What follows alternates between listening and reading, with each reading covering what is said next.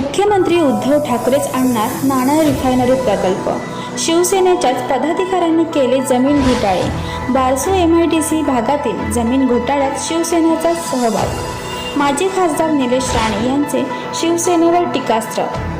Nanar refinery प्रकल्पाला शिवसेनेच विरोध केला, मात्र शिवसेनेच्याच पदाधिकाऱ्यांनी त्या भागात जमीन घोटाळे केले आहेत. त्याचप्रमाणे बारसू MIDC परिसरात देखील शिवसेनेच्याच अधिकाऱ्यांनी मध्यस्थी करून परप्रांतीयांना जमीन विक्री केल्या आहेत. त्यामुळे एकीकडे रिफायनरी प्रकल्पाला विरोध करायचा आणि दुसऱ्या बाजूने जमिनी देखील घेऊन ठेवायचा, ही शिवसेनेची स्टाईलच आहे. नाणार रिफायनरी प्रकल्प मुख्यमंत्री उद्धव ठाकरेच आणणार हे नक्की आहे. शिवसेनेच्या खासदार आमदारांची राज्यस्तरीय बैठकांमध्ये दखल घेतली जात नाही, त्यामुळे ते रिफायनरीला विरोध करतात, अशी घणाघाती टीका भाजप नेते माजी खासदार निलेश राणे यांनी केली आहे.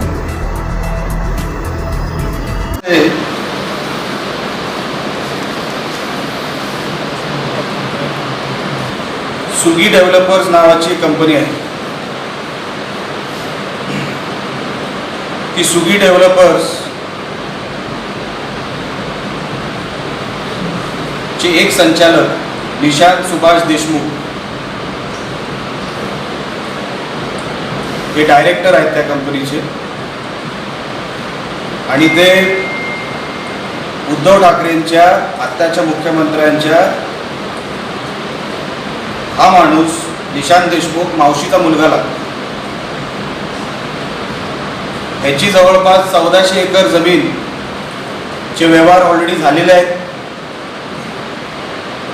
दीपक वांगणकर नावाच्या एका व्यक्तीकडून यांनी राहण्यासाठी, ऑफिस चालवण्यासाठी जागा घेतली. याचा स्टाफ इथे फुल टाईम कार्यरत होता, पण या लॉकडाऊनच्या काळामध्ये ऑफिस बंद करून ते निघून गेले आणि आता त्या ऑफिसमध्ये तुम्हाला कोणी सापडणार नाही. हा व्यवहार ज्यांनी केला ॲडव्होकेट कावतकर हे कोदवलीला आहे, कोदवलीचे आहेत सगळे ॲग्रीमेंट. कारण का सुगी कंपनीने ह्या ॲडव्होकेट यांना अपॉइंट केलं होतं. हे appointed by Swiggy director Nishant Deshmukh, जे उद्धव ठाकरेंच्या मावशीचा मुलगा आहे. हा निशांत देशमुख, ज्यांनी जवळपास 1400 एकर नाणार प्रकल्पासाठी, म्हणजे जी बाधित जमीन होती प्रकल्पाची, त्याच्यामध्ये ह्याचे 1400 एकर आहेत, यांनी व्यवहार करून दिले. ह्याचे स्वतःचे एकही एकर यांनी स्वतःच्या कंपनीच्या नावावर घेतले नाही. सगळे व्यवहार ROC मधून मी माहिती काढली. 17 LLP मधून झालेले आहेत. LLP म्हणजे लिमिटेड लायबिलिटी पार्टनरशिप. हा माणूस निशांत देशमुख मावशीचा मुलगा लागतो. ह्याची जवळपास 1400 एकर जमीन चे व्यवहार ऑलरेडी झालेले आहेत. दीपक वांगणकर नावाच्या एका व्यक्तीकडून यांनी राहण्यासाठी, ऑफिस चालवण्यासाठी जागा घेतली. याचा स्टाफ इथे फुल टाईम कार्यरत होता, पण या लॉकडाऊनच्या काळामध्ये ऑफिस बंद करून ते निघून गेले आणि आता त्या ऑफिसमध्ये तुम्हाला कोणी सापडणार नाही. हा व्यवहार ज्यांनी केला ॲडव्होकेट कावतकर हे कोदवलीला आहे, कोदवलीचे आहेत सगळे ॲग्रीमेंट. कारण का सुगी कंपनीने ह्या ॲडव्होकेट यांना अपॉइंट केलं होतं. हे appointed by Swiggy director Nishant Deshmukh, जे उद्धव ठाकरेंच्या मावशीचा मुलगा आहे. हा निशांत देशमुख, ज्यांनी जवळपास 1400 एकर नाणार प्रकल्पासाठी, म्हणजे जी बाधित जमीन होती प्रकल्पाची, त्याच्यामध्ये ह्याचे 1400 एकर आहेत, यांनी व्यवहार करून दिले. ह्याचे स्वतःचे एकही एकर यांनी स्वतःच्या कंपनीच्या नावावर घेतले नाही. सगळे व्यवहार ROC मधून मी माहिती काढली. 17 LLP मधून झालेले आहेत. LLP म्हणजे लिमिटेड लायबिलिटी पार्टनरशिप झाले. 2014 ते 2019 या 5 वर्षामध्ये व्यवहार झाले. कधी भाव चढला तर व्यवहार थांबवले, आणि असे 5 वर्षामध्ये त्यांनी ते सगळे व्यवहार केलेले आहेत. आणि त्या LLPची पण नावं सुगी रियालिटी रिअल्टर्स 1, 2, 3, 4, 5, 17पर्यंत आहे. तुम्हाला यादी पाहिजे तर मी या ROCची ऑफिशियल डॉक्युमेंट आहे, तुम्हाला कधी देऊ शकतो. मुख्यमंत्र्यांचाच नातेवाईक निघाला जो नाणारच्या जमिनीच्या व्यवहारामध्ये आहे. आणि मुख्यमंत्री सांगतात जो मागच्या युतीच्या काळामध्ये काय मुखवटा घालून हे लोक फिरत होते, कसं लोकांना भडकवलं, कसं प्रकल्पाच्या विरोधात आंदोलनं केली, जेव्हा त्यांच्याच कुटुंबातला एक भाग, त्यांचा मावशीचा मुलगा मुख्यमंत्र्यांच्या आत्ताच्या तिथे जमिनीचे व्यवहार करत होता.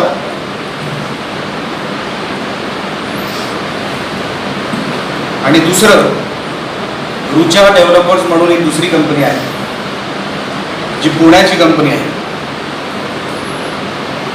आणि याची अगोदर सुगीबद्दल तुम्हाला परत एक सांगतो. ॲडव्होकेट कवतकर राजापूरची सगळे ॲग्रीमेंट या ॲडव्होकेट कवतकरांनी केलेले आहेत.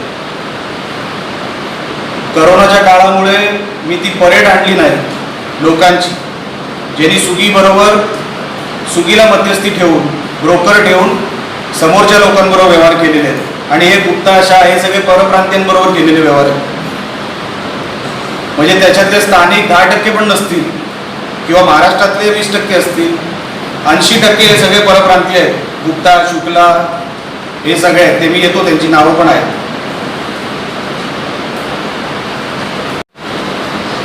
हा झाला सुगीचा विषय, जो मुख्यमंत्र्यांच्या नातेवाईकाची कंपनी आहे. आता मुख्यमंत्री सांगू शकत नाही माझा यांच्यावर संबंध नाही, कारण का यांच्या साखरपुड्याला, यांच्या लग्नाला मुख्यमंत्र्यांचे फोटो आहेत. नातेवाईकच असल्यामुळे, मावशीचा मुलगा असल्यामुळे संबंध नाही असे सांगू शकत नाही मुख्यमंत्री. आणि नाणारमध्ये जी बाधित जमीन आहे प्रकल्पाची, त्याच्यामध्ये या कंपनीने व्यवहार केलेले आहेत. आणि फार गंभीर बाब आहे. तशीच रुचा कंपनी ज्यांनी 900 एकरच्या जवळपास त्या नाणारच्या परिसरामध्ये इन्व्हेस्टमेंट केलेली आहे किंवा कमिशन खाल्लेलं आहे ब्रोकरशिप करून. खरेदी केली आहे, कमिशन घेत आणि खरेदी केली आहे. कमिशन ब्रोकरेज म्हणून मी तुम्हाला सांगितलं, हे एवढे हुशार आहेत. यांनी प्रत्येक जमिनीच्या व्यवहाराची फक्त ब्रोकिंग केलेली आहे. हे फक्त मिडलमॅन झालेले आहेत. सगळे व्यवहार यांनी परप्रांतीयांना करून दिलेले आहेत. जवळपास 80% मी त्या नावावर येतो, 80% व्यवहार हे परप्रांतीयांबरोबर झालेले आहेत. गुप्ता, शुक्ला आणि इतर नावं आहेत.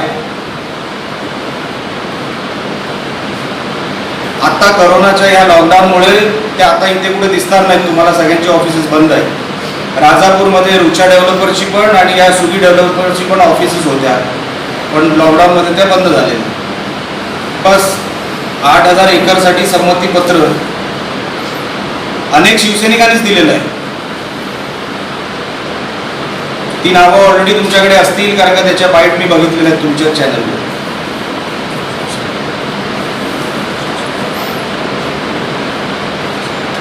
ओके. चा विषय राजापूर MIDC, याच्यामध्ये भ्रष्टाचार असा झाला आहे की याच्यामध्ये कमलाकर कदम जे आता विभाग प्रमुख आहे शिवसेनेचे, त्यांनी उपळे परिसरामध्ये 36 एकर जमिनीवर स्वतःचं कुळ म्हणून नाव लावलं आहे. रिफायनरीचं, हे रिफायनरीचं म्हणतोय मी. आणि त्या संबंधात कोर्टामध्ये मॅटर चाललं. म्हणजे हा कमलाकर कदम आत्ताचा विभाग प्रमुख आहे शिवसेनेचा, आणि त्यांनी स्वतःचं नाव कुळामध्ये लावण्यासाठी 36 एकरवर हवे नव्हते ते सगळे प्रयत्न केले. मॅटर आता कोर्टात गेलेला आहे. पण कमलाकरच्या विरोधात ज्या मोंडकरांची जमीन होती त्यांनी त्यांची प्रतिक्रिया पाठवलेली आहे. ती प्रतिक्रिया आपण ऐकून घ्या. आमच्या काही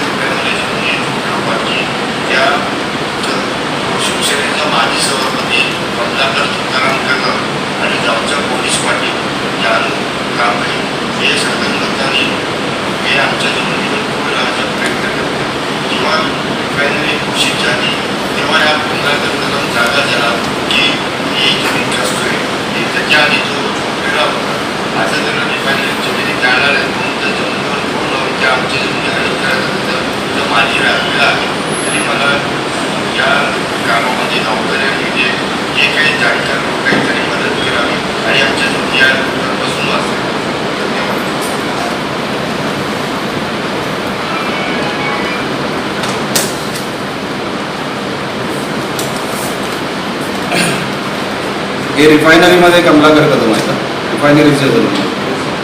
आणि सगळे शिवसैनिक सांगतायत की आमचं त्या प्रकल्पाला विरोध आहे आणि यांचेच विभाग प्रमुख, यांचेच शहर अध्यक्ष, सगळ्या प्रकल्पावर लुटमार चालू ह्याचा MIDC गोवळ, बारसू, सोलगाव या सगळ्या परिसरामध्ये MIDC येणार असं जवळपास नक्की झालेलं आहे. त्याच्यामध्ये आपल्याला काही नावं सांगतो अगोदर.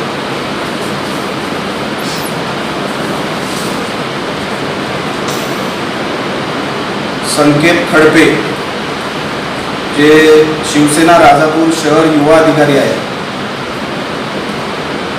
गजानन कोळवणकर व करमगुटकर. गजानन कोळवणकर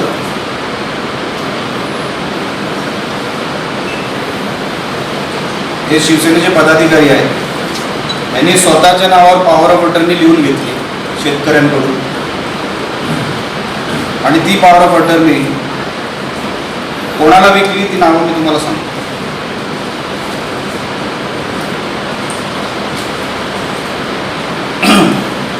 विषय थोडक्यात सांगतो. काही बंद सातबारे असतात ज्याला शासन बंद सातबारे म्हणून घोषित करतो. त्या सातबाऱ्यांवर विक्री अलाउड नसते, सेल अलाउड नसतो, व्यवहार अलाउड नसतो. बंद सातबारे ज्याला आपण म्हणतो. आता तिकडचा रेजिस्टर आता तिकडेच त्या पोझिशनवर आहे का मला माहीत नाही.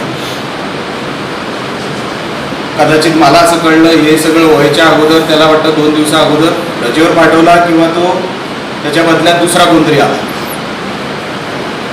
68/3 पासून 68/8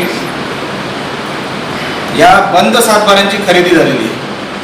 हे सगळं राजापूर बाधित त्या MIDC बाधित एरियाचं सर्वे नंबर मी तुम्हाला सांगतो. हे बंद केलेले सातबारे शासनाने, याचा सेलला परवानगी नाही. तरी पण तिकडच्या तहसीलदारांनी आता प्रांताकडे ती केस आहे पण प्रांताकडे पण त्याचा निकाल लागू शकत नाही. कारण का ते आयुक्तांपर्यंत गेलं पाहिजे. तोपर्यंत ह्या बंद सातबाऱ्यांचा निकाल लागू शकत नाही आणि कदाचित आयुक्त पण रिफर टू मिनिस्टर केल्याशिवाय ह्या बंद सातबाऱ्यांना पर्याय नसतो. शेतकऱ्यांना जेवढा भाव सांगतात तेवढे पूर्ण पैसे कधीच देत नाही. आणि जिथे मुख्यमंत्र्यांचा नातेवाईक आहे, मुख्यमंत्र्यांचाच मावस भाऊ आहे, तिथे तुम्ही इतर शिवसेनेच्या कुठल्या पदाधिकाऱ्यांकडून तुम्ही काय अपेक्षा ठेवणार? यांचे आमदार, खासदार, मंत्री सगळे त्याच्यामध्ये बरबटलेले आहेत. प्रकल्प आला रत्नागिरीमध्ये की पहिला विरोध करायचा, नंतर कसं त्याच्यामध्ये लुटमार करायची ही आखणी हे लोक करत बसतात. रुचा डेव्हलपरचं एक मला सांगायचं राहिलं.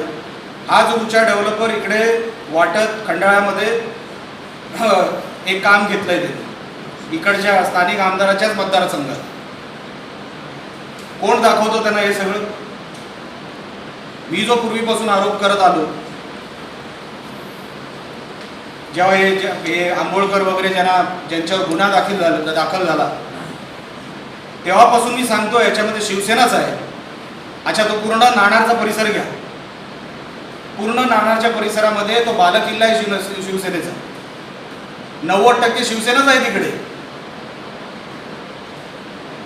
मग हे बाहेरचे परप्रांती येतील कसे? आम्ही तेव्हाही सांगत होतो हे आणले गेले आहेत, हे स्वतःहून आलेले नाही आहेत. आणि आता या यादीमधून हे सिद्ध झालेले आहे की यांना स्थानिक शिवसेनेचे पदाधिकारी आणि त्यांचे वरचे बॉस जे कोण आमदार खासदार असतील त्यांच्या आशीर्वादाने हे परप्रांती आतमध्ये रत्नागिरीमध्ये घुसले, जमिनी घेतल्या आणि आज शेतकऱ्याला काहीच नाही. कवडीमोल भावाने घेतली, तो बिचारा शेतकरी तसाच, जमीन पण गेली, पैसे पण फुटाने मिळाले. अशा परिसरामध्ये, अशा परिस्थितीमध्ये हे सगळं तुमच्यासमोर आणणं, हे ठेवणं, रत्नागिरीच्या जनतेला कळणं मला असं वाटलं केलं पाहिजे. आणि ह्याच्यावर जी काही कायदेशीर बाब आहे की पुढे आम्ही काय करणार, की कोर्टामधून यांच्यावर कशी कारवाई करता येईल, कारण का शासन यांच्यावर काय कारवाई करणार नाही. पेंडिंग असताना प्रांताकडे ऑर्डर पेंडिंग असताना ह्यांनी व्यवहार केलेले आहेत. मग सामान्य गरीब शेतकऱ्यांनी न्याय कोणाकडे मागावा.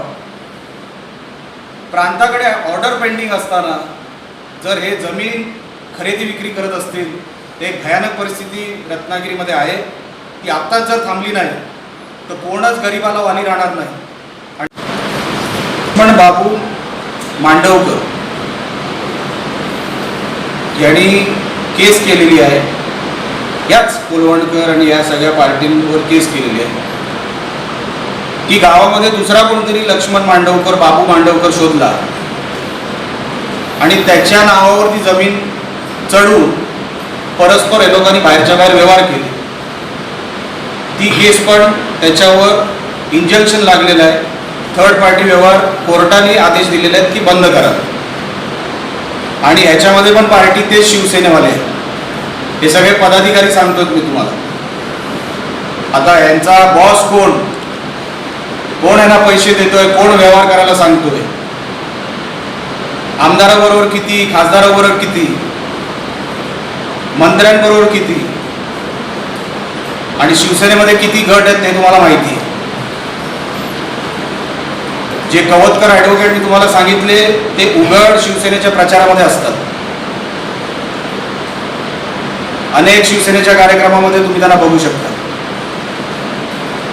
हा सगळा भ्रष्टाचार नेत्यांनी, पदाधिकाऱ्यांनी आणि कार्यकर्त्यांनी शिवसेनेच्या मिळून केलेला आहे. शेतकऱ्यांची फसवणूक केलेली आहे. जेव्हा एकरी भाव 5 लाखाच्या वरती जायचा हे लोक व्यवहार बंद करायचे, पुढे ढकलायचे आणि भाव खाली आला, एकरी 3-4 लाखावर आला की हे लोक परत थाट टाकायचे. हे सगळे शिवसेनेचे पदाधिकारी आहेत ज्यांनी परप्रांतीयांना आपल्या म्हणजे शेतकऱ्यांकडून घेऊन परप्रांतीयांना दिलेले आहेत. त्याची यादी मी तुमच्यासमोर ठेवलेली आहे. त्यांचा विभाग प्रमुख शिवसेनेचा स्वतःचं नाव कुळामध्ये कसं येईल त्याच्यासाठी त्याच्यावर एक केस चालू आहे. हे सगळे 420, हे सगळे फ्रॉड रत्नागिरीला लुटायचं काम करतायत. उद्योगधंदे येणार कसे. तुम्हाला 68 हिस्सा नंबर अमुक अमुक असं मी तुम्हाला नाव सांगतो.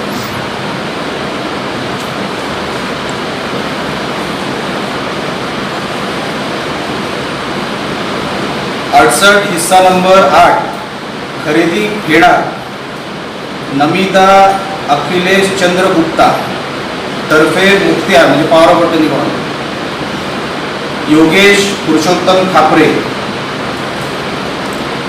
व खरेदी देणार विश्वास पुरुषोत्तम आरेकर तर्फे मुक्तियार म्हणजे पॉवर ऑफ अटर्नी गजानन प्रसाद कोळवणकर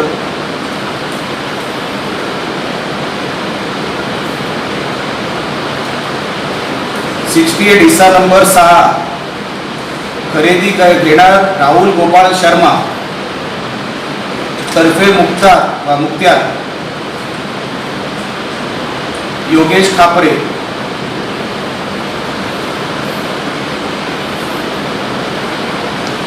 असे जवळपास गजानन प्रसाद विष्णू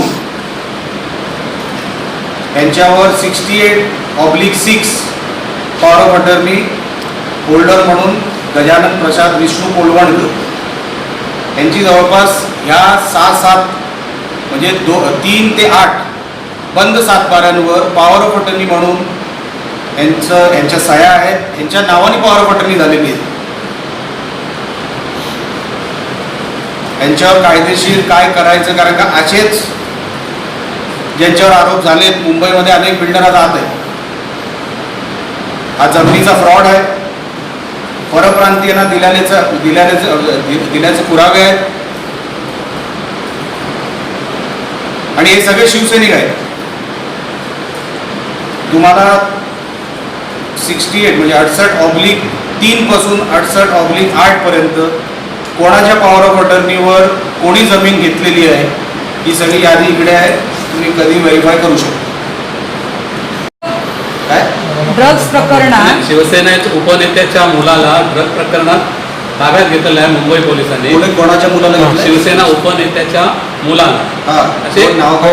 नाव आहे रार वेपला आहे त्या संदर्भात. हा. तुम्ही पहिल्यापासून तोच आरोप करताय की याच्यावर राजकारण म्हणजे नेमकं काय आहे ते? मेन ड्रग घेणारच कलानगरमध्ये बसलाय, अच्छा त्यालाच उचला अगोदर, तो जाळा बाकी फुटाने कसले उचलताय? कमी करतो तुला प्रश्न का नाही मिळणार? आता कुठलं प्रकरण सुशांत सिंग वरून सुरू झालं ते आता कुठपर्यंत गेलं, आणि ह्यांचे धागेदोरे आहेत हे आम्ही सुरुवातीपासून सांगतोय. यांनाच तिकडे नाचायला आवडतं त्यांच्या पाट्यांमध्ये. 5 महिन्यांपासून आहे कुठे कॅमेरा समोर? दिसले का कुठे? का नाही दिसले? मनात भीती असल्यावर दिसणार कसं? आणि मुंबई आहे ती, काय लपत नाही मुंबई, आज न उद्या बाहेर येणार. पण सिव्हिल हॉस्पिटल ती फार बिकट आहे. डॉक्टर बोल्डेंचं काही म्हणजे त्यांना त्या खुर्चीवर राहायला देत नाही इथले स्थानिक आमदार म्हणा वगैरे. आणि परवाचा जो टँकर आला होता ऑक्सिजनचा तोही परत गेला. याच्यामागे नेमकं काय आहे अजूनही कोणाला समजलं नाही. नाही, ते समजण्या इतकं काय होतच नाही. भ्रष्टाचार काय आहे हे मी परवा माझ्या त्या एका पोस्टमध्ये बाहेर काढला होता की कोणतो काय नाव त्या कंपनीचं, रायगड गॅसेस, सुनील गुप्ताची जी कंपनी आहे ती इंडस्ट्रीयल ऑक्सिजन सप्लाय करते लोट्यामध्ये. तिलाच कॉन्ट्रॅक्ट दिला आहे आमच्या कलेक्टर साहेबांनी मेडिकल ऑक्सिजनसाठी. मेडिकल ऑक्सिजन सप्लाय करायला त्यांचा टँकर वापरला जातो, लक्षात आलं ना. प्लस त्यांची खोपोलीला स्वतःची कंपनी आहे. ह्या पॅन्डेमिकच्या काळामध्ये काय झालंय, बाउंड्री उघडल्या म्हणजे खोपोलीचा पण माणूस जर लागलं तर रत्नागिरीमध्ये ऑक्सिजन देऊ शकतो. ते त्या गव्हर्नमेंटच्या GR मध्ये आता नवीन याच्यामध्ये. हा गुप्ता काय करतो सुनील, हा जो रायगड गॅसेसवाला आहे, कारण का मेडिकल ऑक्सिजनला रेट कमी मिळतो आणि इंडस्ट्रियल ऑक्सिजनला रेट जास्त मिळतो पर युनिट, काहीतरी 500 रुपये पर युनिट मिळतो आणि हे काहीतरी 70-80 रुपये किंवा मॅक्सिमम 100-150. तर तो लोट्याच्या MIDC मध्ये जाऊन त्याचा माल उतरवतो. आणि परवा इकडे जेव्हा माल आला होता, टँकर आला होता, तेव्हा त्यांनी चीफ सेक्रेटरीकडून किंवा मंत्रालयातून कोणाकडून तरी फोन केला, कलेक्टरांवर प्रेशर टाकला, तो टँकर गेला परत लोट्यामध्ये आणि तिकडे इंडस्ट्रियल भावामध्ये तिकडे ऑक्सिजन उतरवलं. मिळवलं डिझास्टर मॅनेजमेंट ॲक्ट अंतर्गत मिळवलं, त्याच्यावर केस झाली पाहिजे. पण कलेक्टर साहेब तेवढी हिंमत दाखवणार नाही.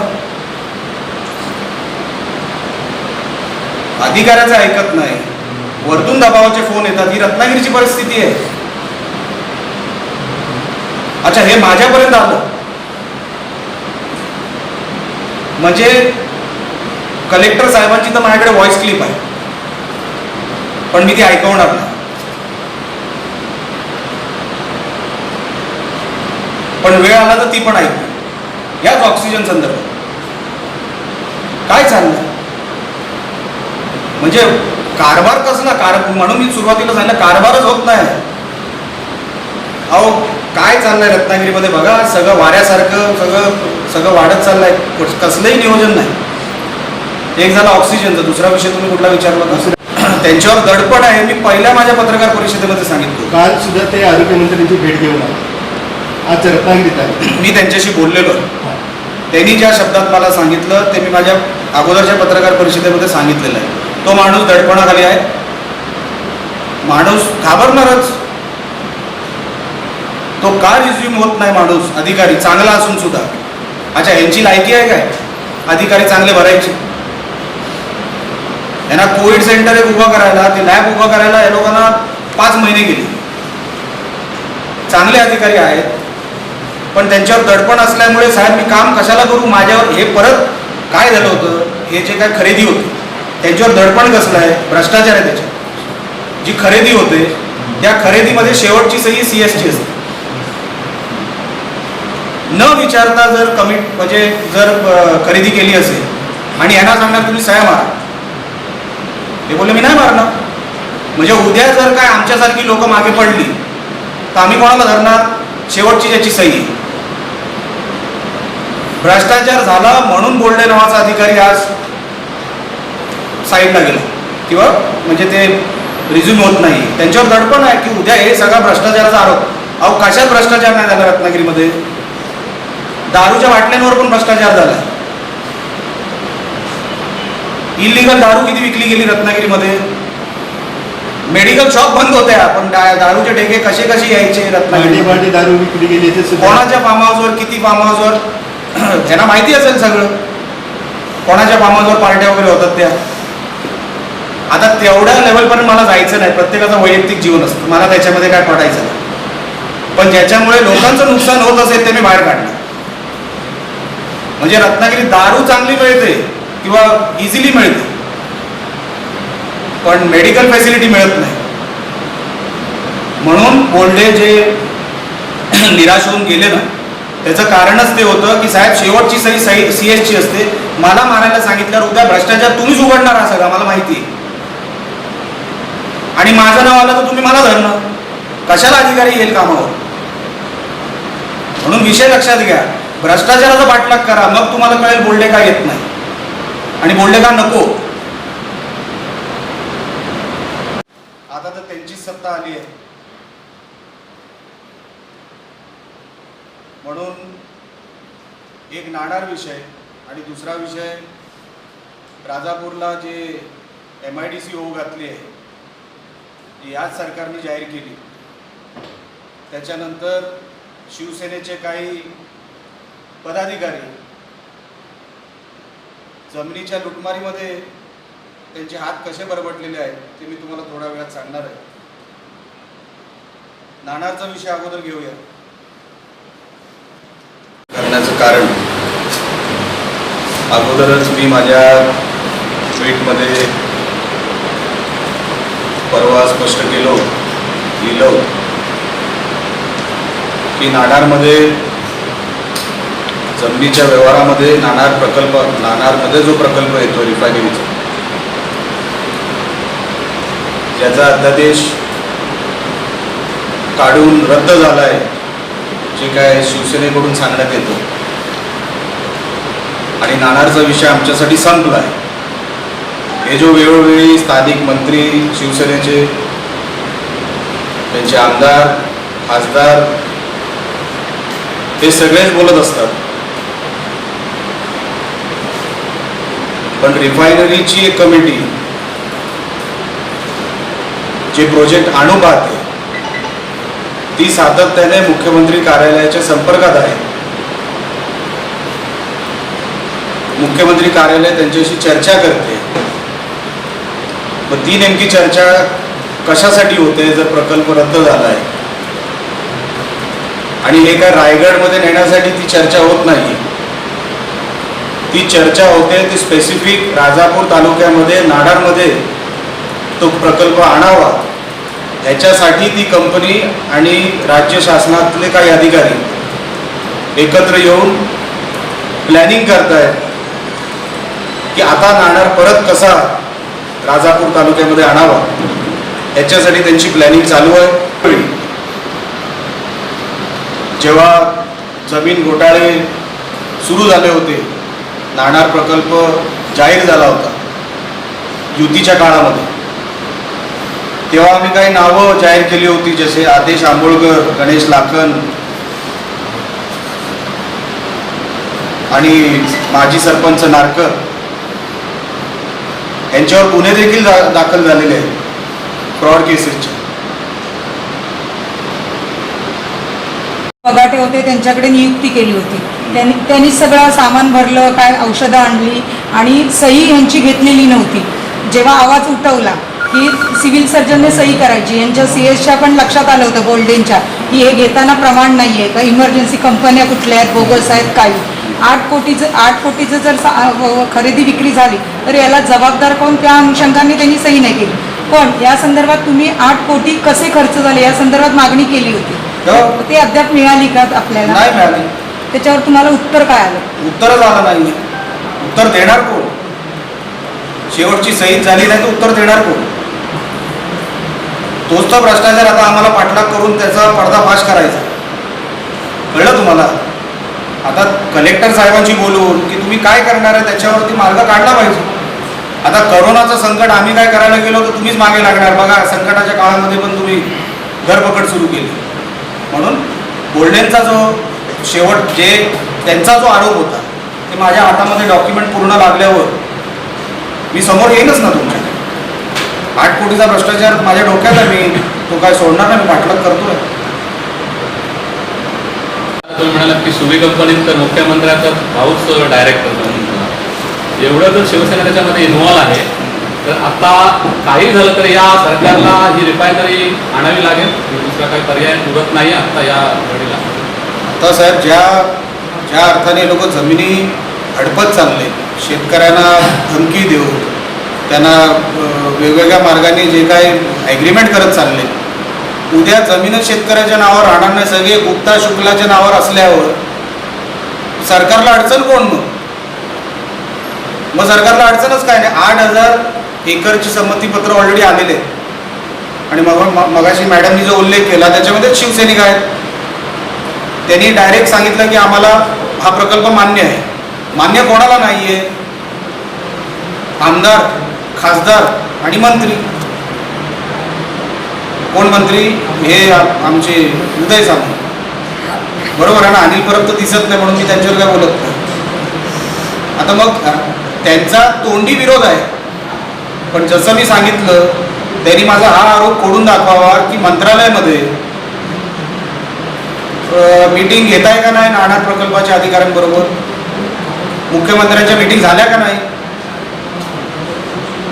आता उच्चस्तरीय मीटिंग चालू आहे.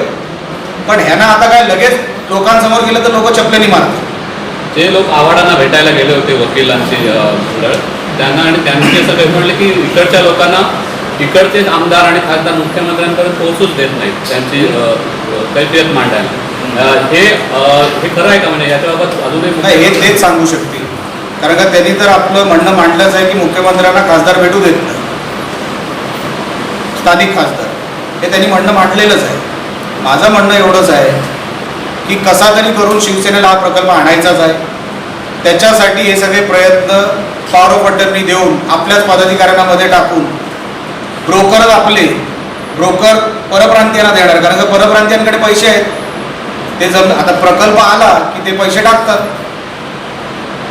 असेच ते घुसले आणि उद्या विरोधच कोणाचा नाही असं दाखवून शिवसेना बोलणार बघा आता जमिनीवर विरोधच नाही कोणाचा, असा तो प्रकल्प आणणार शिवसेनाच प्रकल्प आणणार बघा तुम्ही. कारण का ती प्लॅनिंगच तशी आहे.